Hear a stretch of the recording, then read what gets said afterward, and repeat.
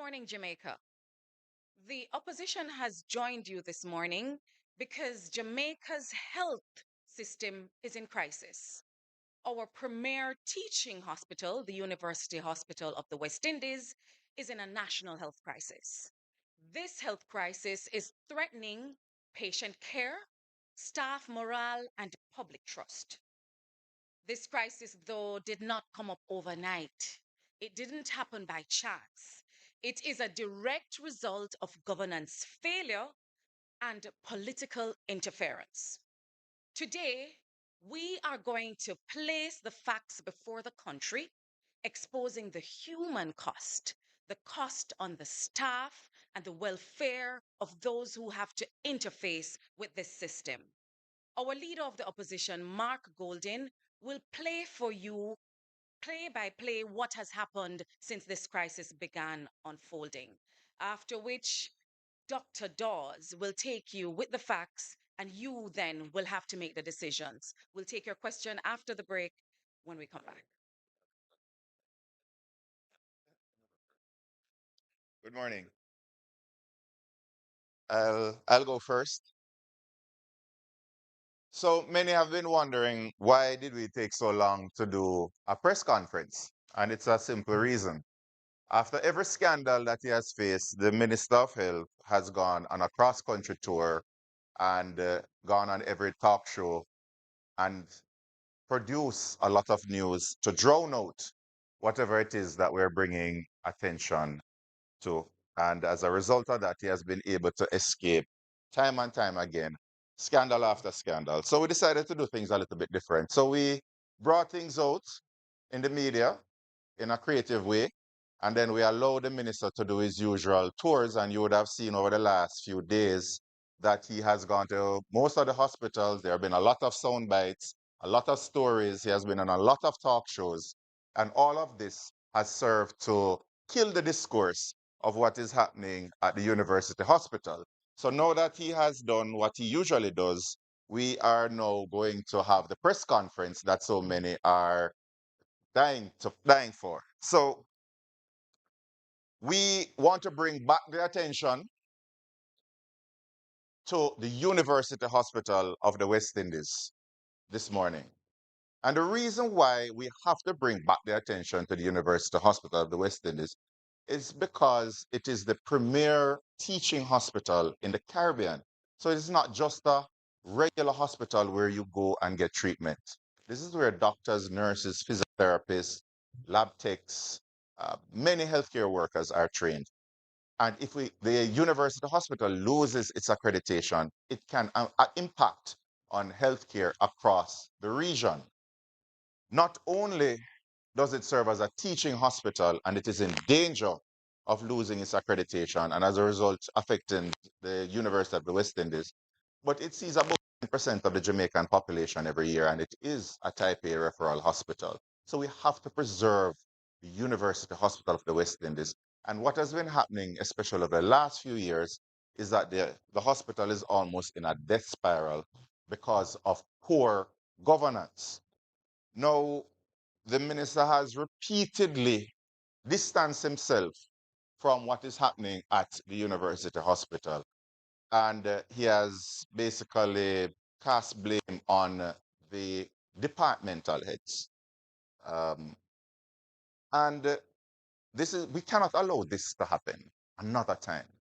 We cannot allow the deflection and the distraction to allow it's far to take away from the substantive issues. We have to stop it now because the consequences are too great. When the former board tried to enact reforms, they saw evidence of fraud, they saw procurement irregularities, and they sought to correct them. They had a CEO brought in after an exhaustive process where they had over 30 applicants. That CEO was a professional who was supposed to bring forward the reforms at the university hospital. The acting CEO of the time was not shortlisted. He was not deemed to be qualified for the job. But then the minister directly intervened and the board was dissolved. A new board was formed. The CEO who was selected to oversee the reforms at the University Hospital had gone back by because they thought that they were going to work in a hostile environment. And who did this new board select to be the CEO?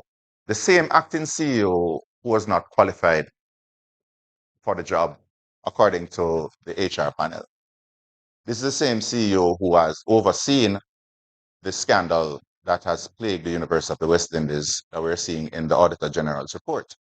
Now, when a minister steps in and fires a board who is trying to enact reforms and puts in place somebody who presides over uh, massive mismanagement leading to this scandal that we're seeing today, he has to accept some responsibility.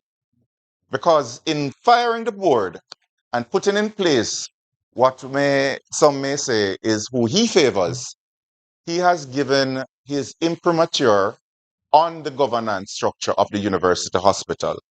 And then those who he favors, they go around acting, in the words of the staff, like absolute monarchs.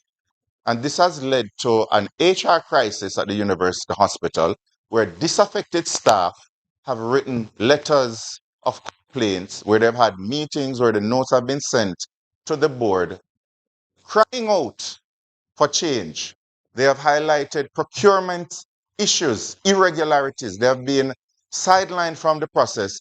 There has been a mismatch between what they need to function properly and the needs of the senior management of the university hospital, leading to dysfunctional equipment and services not being able to attend to patients because there's been a reliance on infrastructural developments rather than giving them the tools they need to work with.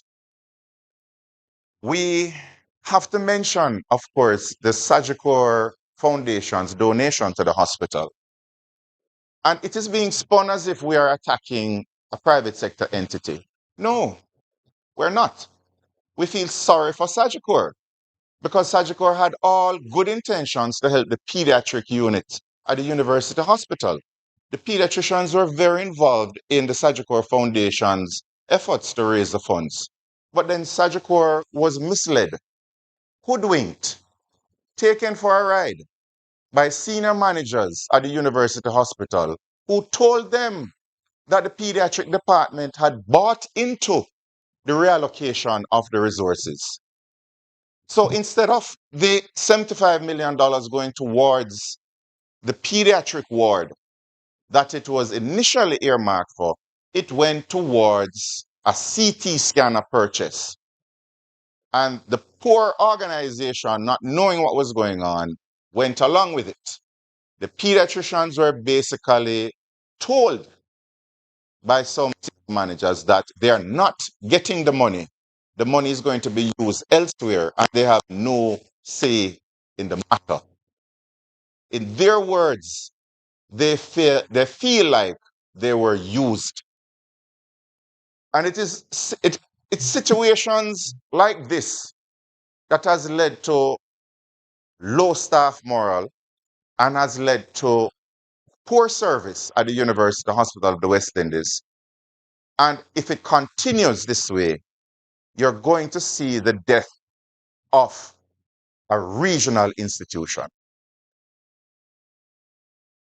Now, when you speak about reforms, immediately after the tabling of the Auditor General's report, when it became public, the minister announced a panel to look into the operations of the hospital and what exactly could have been done to prevent this scandal from unfolding.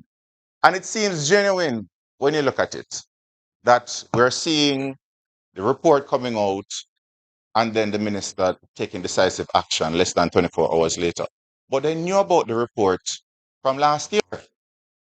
Why wasn't this panel announced last year?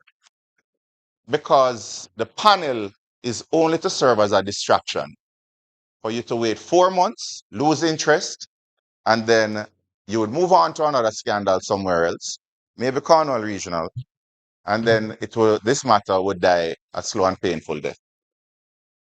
But the minister did not need to empanel another set of individuals to look into the findings of the Auditor General report. In fact, there was already an investigative report, and this was submitted to the board from November last year. And this investigative report looked into the Auditor General's report, and it found evidence of similar things: a lack of procurement plans, lack of documented controls, repeated internal audit warnings, fragmented governance structures, insufficient staffing. And when it went through department by department to show that the procurement department had staff that were not trained in procurement, there's a lack of digitization, and there was no documentation of internal controls. The finance department was weak. The internal audit department, they repeatedly flagged issues, but no action taken by management or the audit committee.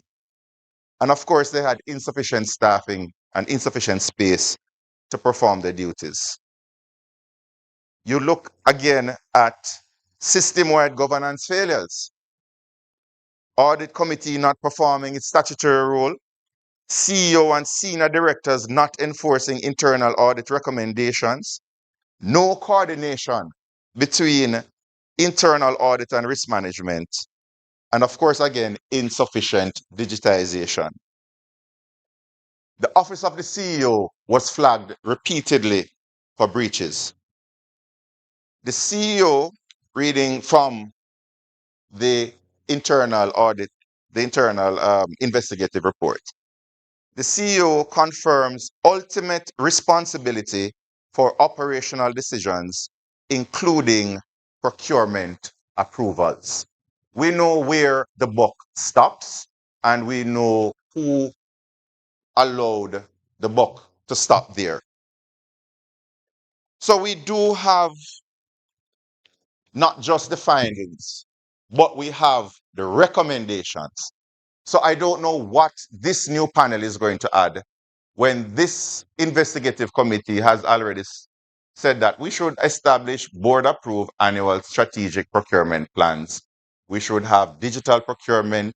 We should have immediate training and certification of all procurement staff, increased staffing, and of course, strengthening the audit committees. It's all here. It's all here. There's no reason to have another panel. Is the minister aware of this investigative report? And if he is aware of the investigative report, why was this not made public? And why is he creating another panel instead of insisting on these changes? Again, it speaks to PR over the need and the political will for reforms at the university hospital. And I'm going to close by reading something. In spite of everything that's happened, repeatedly, scandal after scandal that have been brushed away by an untouchable minister with his untouchable servants, we have to take firm action in this regard. It is a dark day for Jamaica, where the Prime Minister is unwilling or afraid to act against a minister in which the public has lost total confidence, and in which the institutions of the society are all agreed that this person does not enjoy their trust or faith and has breached the confidence that the people have placed in them. These are not my words. These are the words of Dr. Andrew Holness when he was leader of the opposition. Thank you.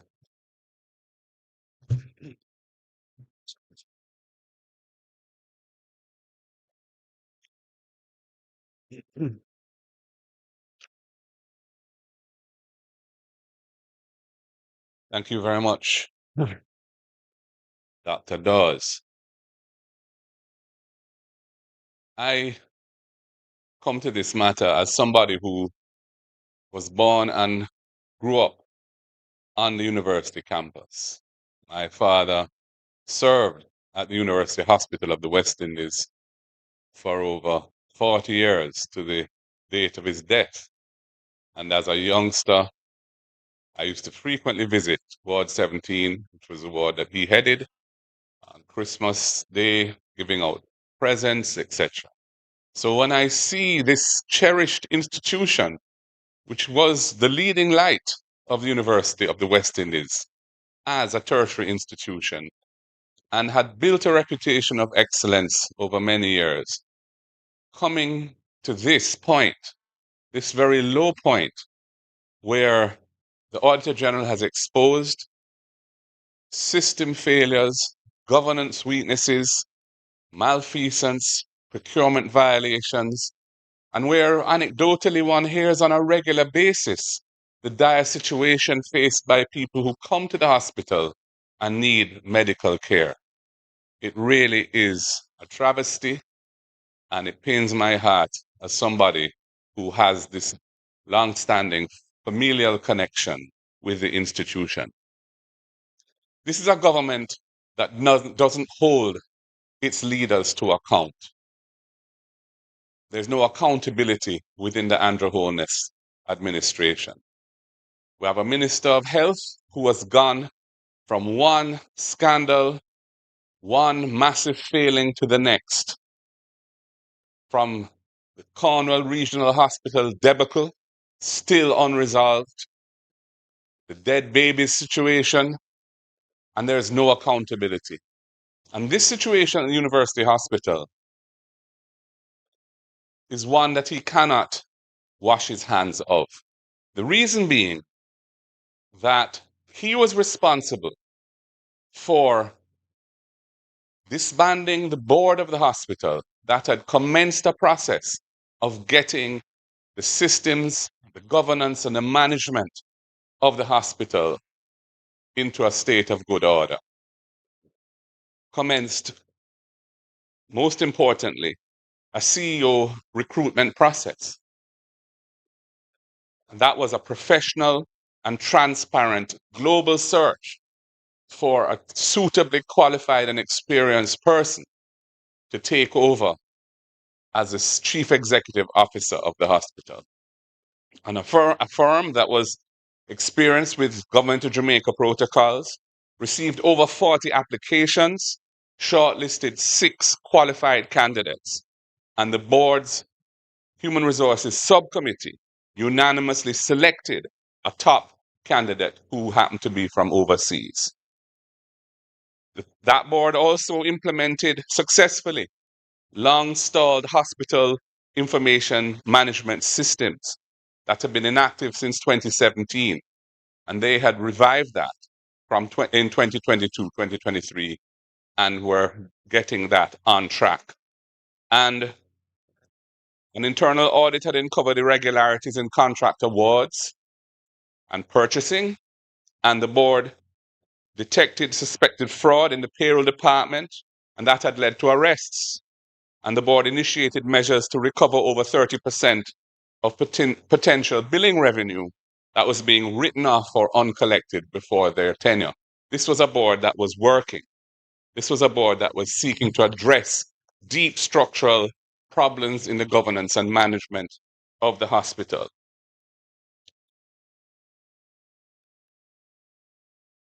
The account of the then chairman of the board that was dismissed, I think, in December 2023, speaks to the selected CEO candidate having withdrawn due to unwarranted pushback from elements that were opposed to this positive change. prevention of the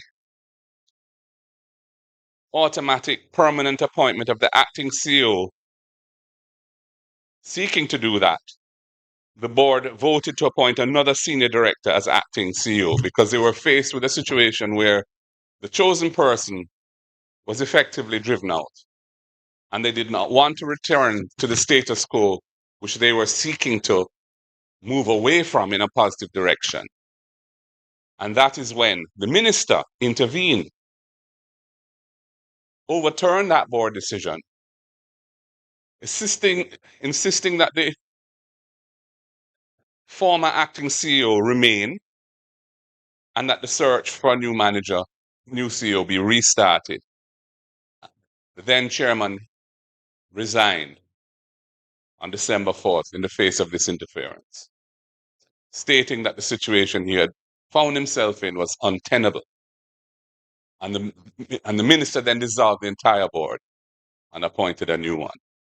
That is the context in which this Auditor General's report must be seen. This Auditor General's report that has uncovered numerous serious failings in governance, procurement, and general management. It has happened under the watch of this minister, a minister who has interfered in an attempt, a legitimate and bona fide attempt, by a previous board to rectify the situation. Most importantly, from going through a process to recruit a suitable and qualified person to take over the day-to-day responsibility of Chief Executive Officer, a process that was thwarted, and the status quo was allowed to remain, and we see where we are now, in a mess. The buck stops with the minister. The university hospital is too important to Jamaica's national development for this to be allowed to go with no one being held accountable.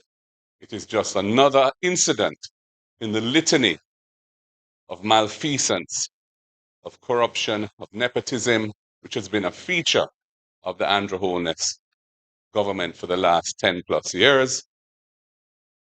And although the frequency of these incidents is such that people tend to become immune to them, it is our responsibility as the opposition to bring it to the attention of the people of Jamaica and to frame it in the appropriate context so that people can recognize the dangers of allowing these things to go unchecked without proper accountability for those whose responsibility it is to prevent these things from happening or to take the right steps to move forward and solve them. And that is why we call this press conference today. Thank you.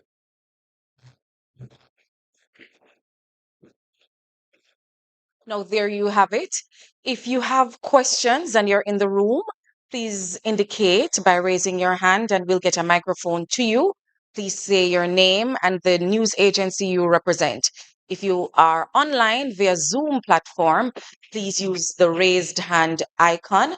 We will acknowledge you. If you wish to speak, you'll be acknowledged and you'll be permitted to go ahead, or we can read a message and question for you if you put it in the chat. Good morning. My name is Nakinski Robinson. I'm from TVJ News. My question is for the opposition leader. Mr. Golding, the medical company owned by the party's chairman for Region 3 and MP for East Central St. Andrew, Dennis Gordon, has been linked to benefiting from the unlawful tax cuts at the university hospital. Now, in light of your tough stance against corruption, how are you treating with this matter? At this point, the only formal investigative report we have is the Auditor General's report. And that report does not name any specific company as being involved in anything. It points out that certain companies appear to have received certain benefits and raises real concerns about that. And when those matters are formally investigated, the chips will have to fall where they lie. But at this juncture, I'm not prepared to talk about any specific company because none has been named in any official report. And all you're going on is things that have been said by certain media houses. And I don't want to engage in that.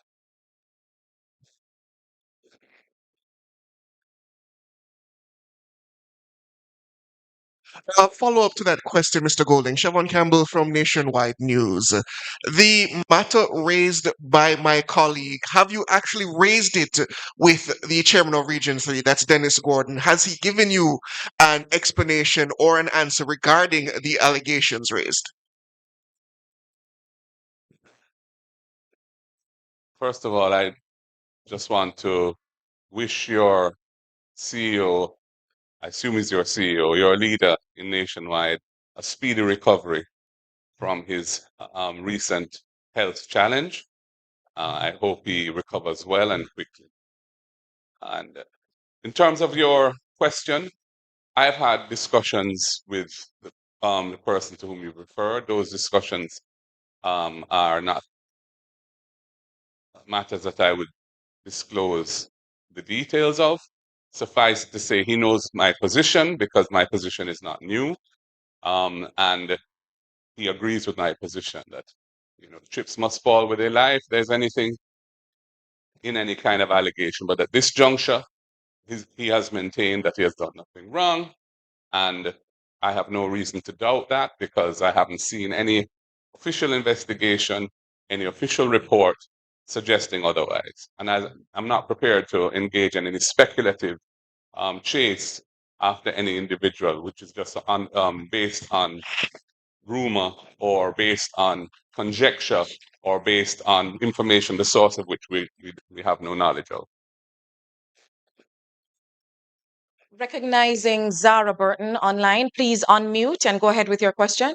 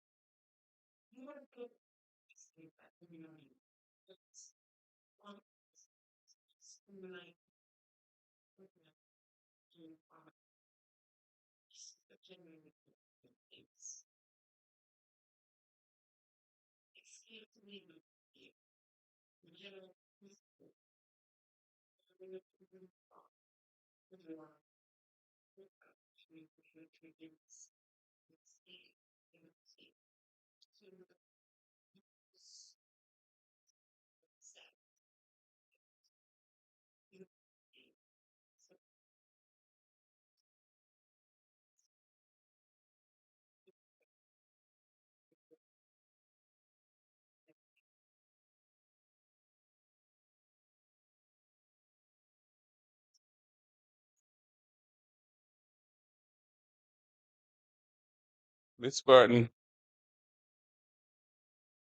if there has been any instance of taxes or duties that are properly payable having not been collected because of the way in which things were done, and those things were an improper situation, then those taxes should be collected and whatever sanctions are appropriate should be imposed. I really have nothing further to say on it than that.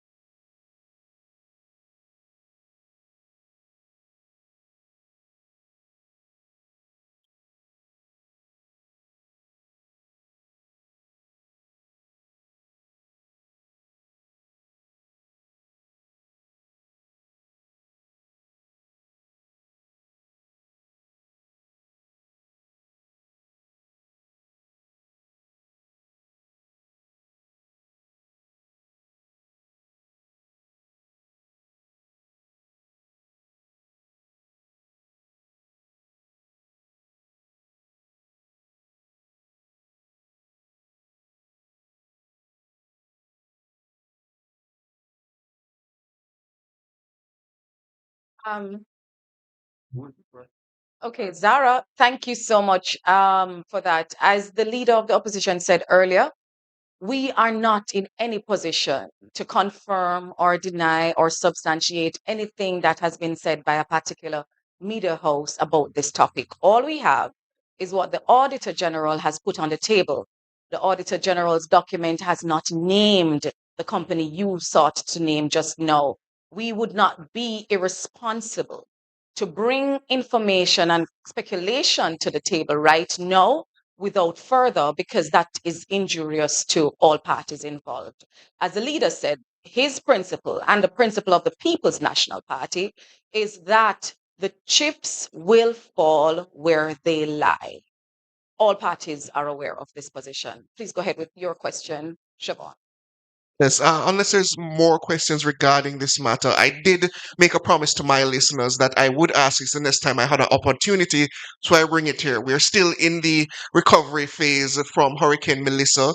The People's National Party has courted donations from individuals on behalf of that effort. Is it the intention of the opposition to make available to the public what has been collected in terms of the quantum and what that sum has been used for in the spirit of accountability? Well, the People's National Party has always been very transparent and open with our financial accounting annually. That is published, audited financials, and I'm certain that this will form part of that process. In the meantime, we urge the government to be transparent and candid and to tell the nation what they've done with the millions they've raised in the name of Jamaica to build back constituencies such as South St. James. We're still waiting to get some of that. So, yes, we have put in place a structure.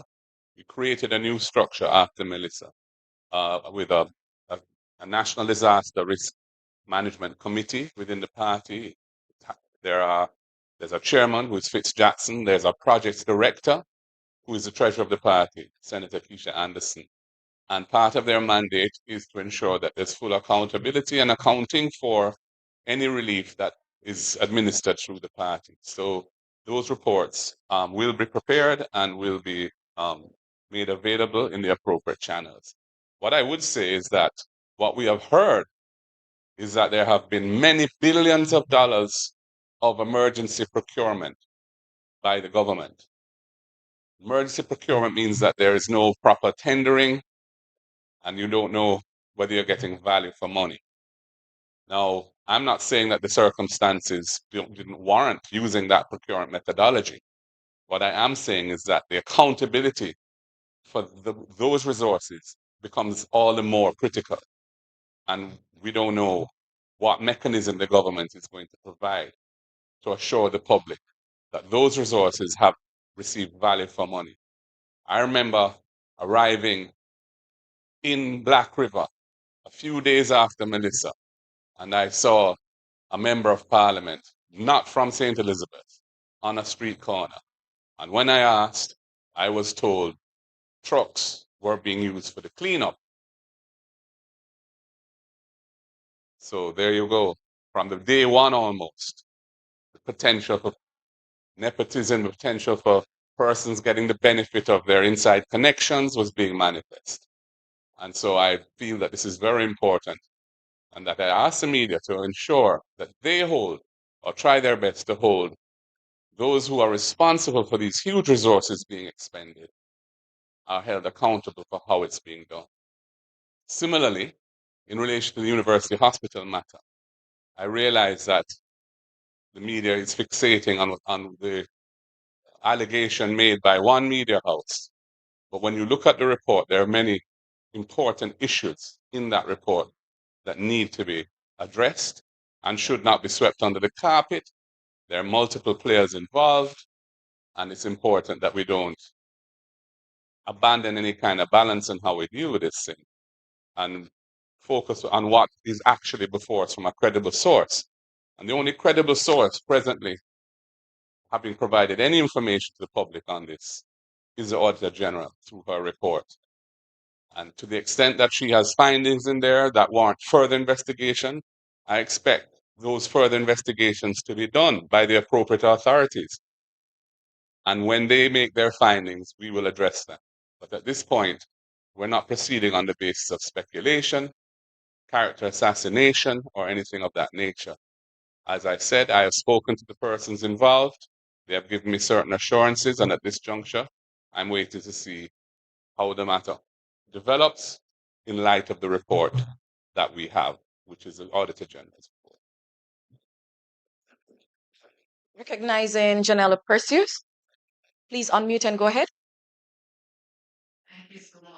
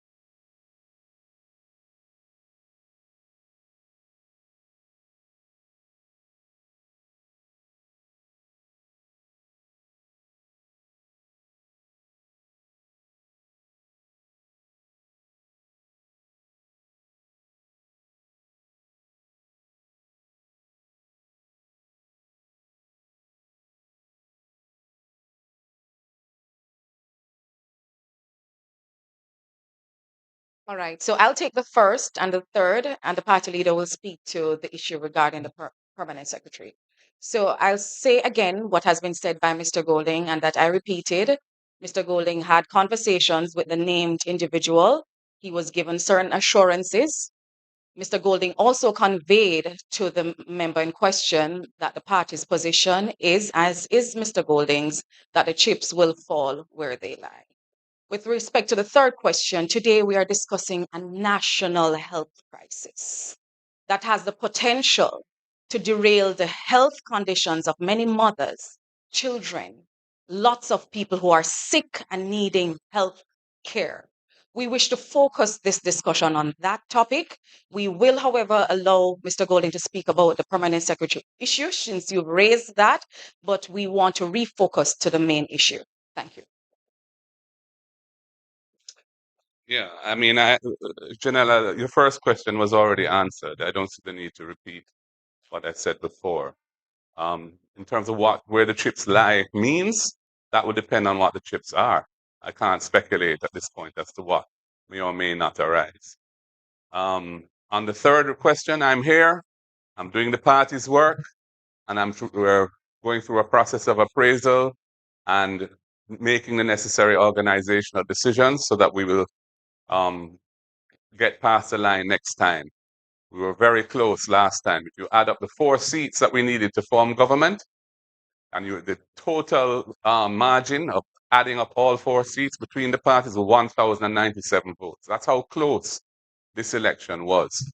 So we have a lot to be encouraged by, and we're going to be doing the necessary things that we need to do to make sure that next time around we cross the tape first. In terms of the second issue, my concern is that the permanent secretary in a ministry is a very senior position in the civil service. That person is the administrative head of the ministry. It's a permanent secretary. It's a permanent position that lasts for the career of that individual normally, once they're appointed, the rest of their career. And our tradition and our expectation is that the persons who hold those positions are not politically connected, are not known to have any kind of political affiliation or connection, because they have to serve successive administrations and must command the trust and confidence of the government of the day, which will change from time to time in a democracy such as ours. And that is the reason why I objected to this particular appointment. I have nothing against the individual concerned. Indeed, I've had quite cordial and productive dealings with her over the years as an MP through when she was in her former position. It's nothing to do with her as an individual. It's the principle of this which is important. And we mustn't allow our principles to just slide away. At the end of the day, we're just governed entirely by opportunism and what suits the power interests of those who hold power. We must protect the democracy that we have and not take it for granted. Surely international events show the importance of that. And that is why I said what I said in relation to that specific appointment. All right. We want to thank the members of the media who took the time to join us today. We hope that you'll be able to telegraph to the public the issues that were raised today by Dr. Dawes and the leader of the opposition. These are issues of national importance, and we hope that they will be given the time to be ventilated in a proper space. Thank you for joining us. Good morning.